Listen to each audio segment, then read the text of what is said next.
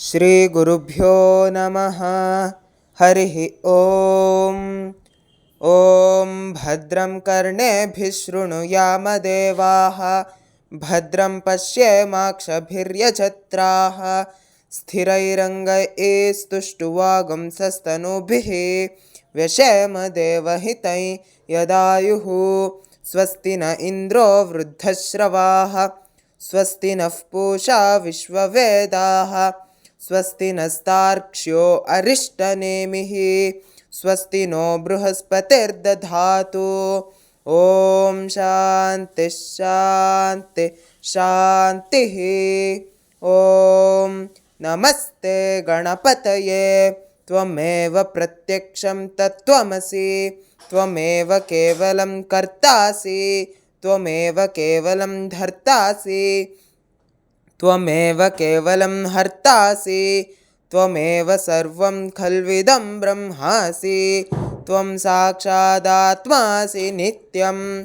ऋतं वच्मि सत्यं वच्मि, अवत्वं माम् अववक्तारम् अवश्रोतारम् अवदातारम् अवधातारम् अवानूचानमवशिष्यम् अवपश्चात्तात् अवपुरस्तात् अवोत्तरात्तात् अवदक्षिणात्तात् अवचोर्ध्वात्तात् अवाधरात्तात्।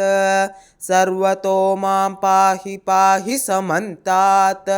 त्वं वाङ्मयस्त्वं चिन्मयः, त्वमानन्दमयस्त्वं ब्रह्ममयः, त्वं सच्चिदानन्दाद्वितीयोऽसि, त्वं प्रत्यक्षं ब्रह्मासि, त्वं ज्ञानमयो विज्ञानमयोऽसि। सर्वं जगदिदं त्वत्तो जायते, सर्वं जगदिदं त्वत्तस्तिष्ठति, सर्वं जगदिदं त्वयि लयमेष्यति, सर्वं जगदिदं त्वयि प्रत्येति। त्वं भूमिरापो नलो निलो नभः, त्वं चत्वारि वाक्पदानि, त्वं गुणत्रयातीतः, त्वम् अवस्थात्रयातीतः, त्वं देहत्रयातीतः, त्वं कालत्रयातीतः, त्वं मूलाधारस्थितोऽसि नित्यं, त्वं शक्तित्रयात्मकः,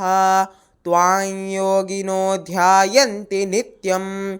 त्वं ब्रह्मा त्वं विष्णुस्त्वं रुद्रस्त्वम् इन्द्रस्त्वम् अग्निस्त्वं वायुस्त्वं सूर्यस्त्वं चन्द्रमास्त्वं ब्रह्म भूर्भुवसुवरों गणादिं पूर्वमुच्चार्य वर्णादिस्तदनन्तरम् अनुस्वारः परतरः अर्धेन्दुलसितं तारेण रुद्धम् एतत्तमनुस्वरूपं।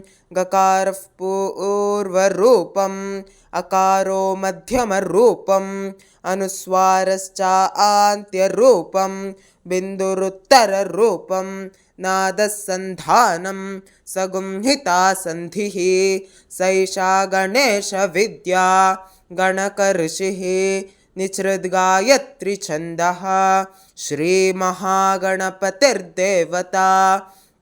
ॐ गङ्गणपतये नमः। एकदन्ताय विद्महे वक्रतुण्डाय धीमहि तन्नो दन्तिः प्रचोदयात्। एकदन्तं चतुर्हस्तं पाशमङ्कुशधारिणं रदं च वरदं हस्तै बिभ्राणं मूषकध्वजं रक्तं लम्बोदरं शूर्पकर्णकं रक्तवाससं रक्तगन्धानुलिप्ताङ्गं रक्तपुष्पैः सुपूजितं भक्तानुकम्पिनं देवं जगत्कारणमच्युतम् आविर्भूतं च सृष्ट्यादौ प्रकृतेः पुरुषात् परम् एवं ध्यायति यो नित्यं स योगी योगिनां वरः। ॐ नमो व्रातपतये नमो गणपतये नमः प्रमथपतये नमस्तेऽस्तु लम्बोदराय एकदन्ताय विघ्ननाशिने शिवसुताय श्री वरदमूर्तये नमः। ಓಂ ಶಾಂತಿ ಶಾಂತಿ ಶಾಂತಿಃ. ಓಂ ಭದ್ರಂ ಕರ್ಣೇಭಿಃ ಶೃಣುಯಾಮ ದೇವಾಃ ಭದ್ರಂ ಪಶ್ಯೇಮಾಕ್ಷಭಿರ್ಯಜತ್ರಾಃ ಸ್ಥಿರೈರಂಗೈಸ್ತುಷ್ಟುವಾಗಂಸಸ್ತನೂಭಿಃ ವ್ಯಶೇಮ ದೇವಹಿತೈ ಯದಾಯುಃ. ಸ್ವಸ್ತಿ ನ ಇಂದ್ರೋ ವೃದ್ಧಶ್ರವಾಃ ಸ್ವಸ್ತಿ ನಃ ಪೂಷಾ ವಿಶ್ವವೇದಾಃ ಸ್ವಸ್ತಿ ನಸ್ತಾರ್ಕ್ಷ್ಯೋ ಅರಿಷ್ಟನೇಮಿಃ ಸ್ವಸ್ತಿ ನೋ ಬೃಹಸ್ಪತಿರ್ದಧಾತು. ಓಂ ಶಾಂತಿ ಶಾಂತಿ ಶಾಂತಿಃ.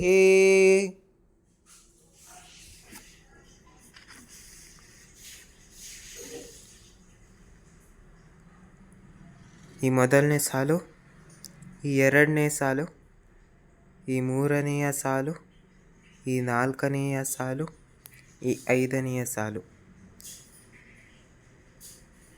ಈ 5 ಸಾಲುಗಳು ಪ್ರಾರಂಭದಿಂದಲೇ,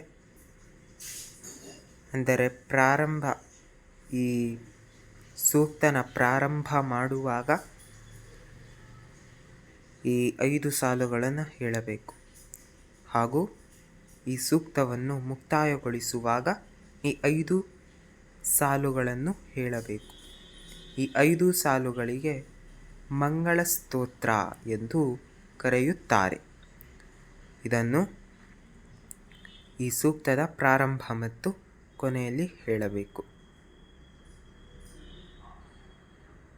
ಹರಿ ಓಂ ಶ್ರೀ ಕೃಷ್ಣಾರ್ಪಣಮಸ್ತು.